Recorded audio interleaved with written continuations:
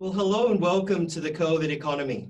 I'm Dr. Jason Choo, the chairperson of the program, and we have a topic today close to the heart of many students.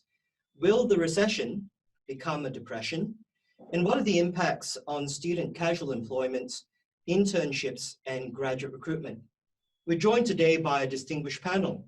We have Professor of Finance from Monash University and recipient of the Order of Australia, Christine Brown.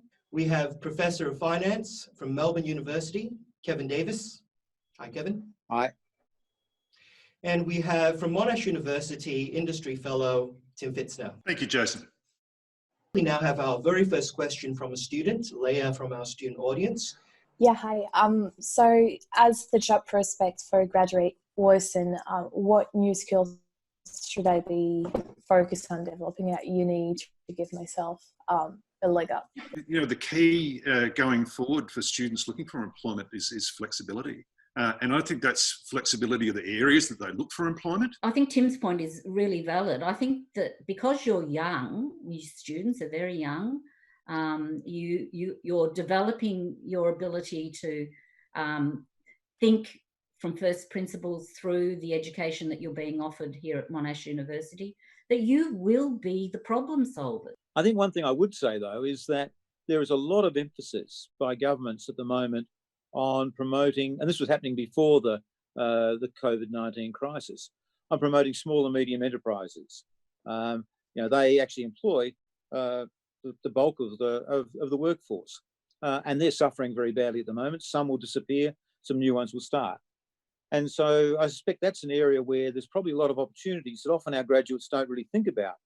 They're too focused on investment banking or big employers as opposed to small enterprises. So my question is, if the Australian economy enters into a depression, what does this mean for small local businesses in rural areas who are already struggling to survive? These small businesses depend on locals to continue trading. However, most customers are the elderly. Areas where they're not a lot different from what's been happening in the big cities in terms of particularly the restaurants and some of those businesses where, they've been compulsorily shut down.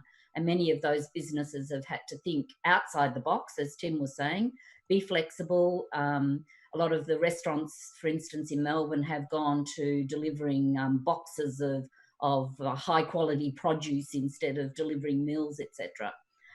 So business owners also have to be flexible and think outside the box. I think it's going to be really tough. And I think that, as Kevin said, when we compare this to the Depression of the 1930s, the governments are much more aware of what's needed in situations like this. And stimulus packages are going to help enormously, both in rural areas as well as in the city. The one thing I always think about country people is that they have enormous quantities of resilience and a great deal of hope and stoic in facing their challenges. So Australian farmers and Australian farming and rural communities are great at that. The second thing I think about, Jason, is that the rural community broadly across Australia has really been hit for six.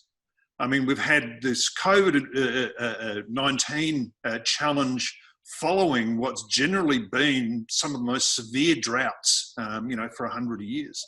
So we've got two things working against us. Now, and I can't speak broadly right across Australia, but the early signs for the season for the agricultural sector, we are getting some rain. And so there's no certainty about that, but we hope and pray that continues, and that will actually help to buoy those communities as well, because when farmers have got money, they spend it. So with that, everyone, thank you very much for coming.